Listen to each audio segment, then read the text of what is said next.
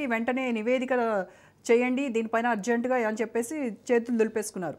సరే మరి నెక్స్ట్ ఏం చేస్తారో చూద్దాం. రైట్, ప్రియా చౌదరి గారు ఒక మాజీ మంత్రి, చాలా అంటే మనము మంత్రులు పొలిటీషియన్స్ వీళ్ళందరినీ అంటే వాళ్ళని మనమే ఎన్నుకుంటాం కదా. మొన్న కూడా మనం మాట్లాడుకున్నాం, మనం ఎన్నుకొని మనకు ఏదో మంచి చేస్తారు అనుకొని అంత నమ్మి ఓటేసి ఆయనని పాలించమని చెప్తూ మన పిల్లల్ని కూడా తీసుకెళ్ళి వాళ్ళు స్థాపించబడినటువంటి కాలేజీతో ఒక నమ్మకంతో అక్కడ జాయిన్ చేస్తాం. అలాంటి వ్యక్తులు ఏమాత్రం కూడా ఇప్పటివరకు స్పందించలేదంటే మేనేజ్మెంట్ ఎంత దీనికి ఏ పేరు పెట్టాలి? మీరు ఇక్కడ ఒక విషయం మర్చిపోయారు అందరూ. ఆయన ప్రతిసారి ఏమంటాడు, పూలమ్మిన పాలమ్మిన కట్టెలమ్మిన అయ్యమ్మిన ఇయ్యమ్మిన ఇప్పుడు చదువును అమ్ముతున్నాడు. ఆయన చదువును అమ్ముతున్నానని యాట్ దిస్ పాయింట్ మల్లారెడ్డి గారు ఒకటి మర్చిపోతున్నారు మీరు. పద్దాకే ఆ మాట ఎప్పుడు చెప్తారా అని నేను ఎదురు చూస్తున్నా. నెక్స్ట్ నుంచి ఇది యాడ్ చేయండి. ఇది యాడ్ చేశారంటే మల్లారెడ్డి గారు పాలమ్మినా పూలమ్మినా కట్టెలమ్మినా గడ్డమ్మినా దాంతోపాటు చదువు నమ్ముతున్నానని కూడా మీరు ఒకటి యాడ్ చేస్తే అప్పుడు మా పేరెంట్స్కి బుద్ధి వస్తుంది. అరే మేము చదువు కొనుక్కుంటున్నాము అని చెప్పేసి. ఇంకొకటి చదువు అమ్ముతున్నారు, దాంతోపాటు అమ్మాయిల మాన ప్రాణాలని అమ్ముతున్నారు. దానికి వస్తా, ఆ విషయానికి వస్తా. సరే ఈయన పద్దాక ఏం మాట్లాడుతున్నాడు, అరే పాలమ్మినా అంటున్నాడు, పూలమ్మినా అంటున్నాడు, అయ్య అమ్మినా ఈ అమ్మినా.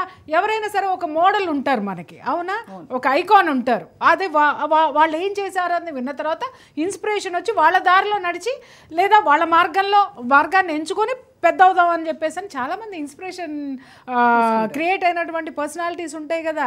అలాగే పాపం ఆయన దగ్గర పనిచేసే వాళ్ళు కూడా ఆయన చూసి ఇన్స్పైర్ అయ్యారు. ఏమి ఇన్స్పైర్ అయ్యారు?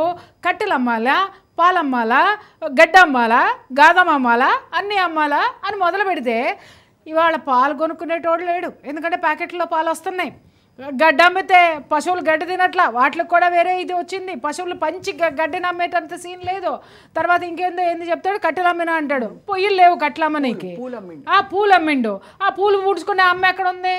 ఒకళ్ళు కూడా పూలు ముడుచుకునే అమ్మ ఇవాళ దొరకట్లేదు. అది వాటికి కూడా ఒక పూల మార్కెట్లు వచ్చేసినాయి, వాటికి సంబంధించి వచ్చినాయి. అరే ఏం వర్కౌట్ కావట్లా. ఎన్ని పాతకాలం నాడు ఆయన చేశాడు, కొత్త కాలంలో మనం ఏం చేయాలని వాళ్ళ స్టాఫ్ ఆలోచించినట్టున్నారు. అందుకోసం అని చెప్పి వీడియోలు అమ్ముదామని, అమ్మాయిల వీడియోలు అమ్ముదామని డిసైడ్ అయిపోయినట్టున్నారు. అవునా మల్లారెడ్డి గారు? ఈ పాపం మిమ్మల్ని ఫాలో అవుతున్నారు.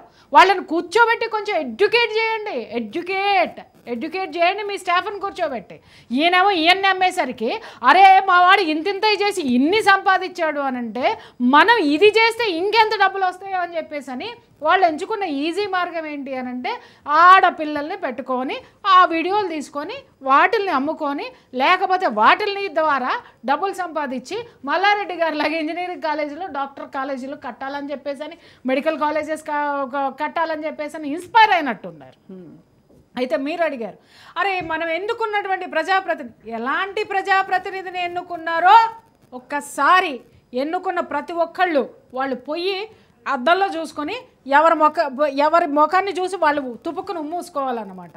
అంటే వీళ్ళు ఏం చూస్తున్నారు, ఓటుకి నోట్లు పోతున్నాయి. ఎవరేస్తున్నారు? ముఖ్యంగా ఇక్కడ ఇలాంటి వాళ్ళు రాజ్యం చేయడానికి కారణం ఒకటే, విద్యావంతులు ఓట్లు వెయ్యకపోవటం, కొల పిచ్చి, రాజకీయ పిచ్చి, పార్టీల పిచ్చి, వీటన్నిటినీ ప్రాంతాల పిచ్చి వదులుకొని ఏ వ్యక్తిని ఎన్నుకుంటే నా బిడ్డ బాగుపడుతుంది, నా బిడ్డ భవిష్యత్తు బాగుపడుతుంది అని ఆలోచించిన ఒక్క ఓటర్ని చూపించమ్మా. వీడు మనాడనో మన కులమనో లేకపోతే బాగా సంపాదించాడనో లేకపోతే వాడు ఇన్ఫ్లుయెన్స్ చేస్తే ఆ లోకల్ లీడర్స్ని వీడు ఇన్ఫ్లుయెన్స్ చేస్తాడు. వీడి లోకల్ లీడర్స్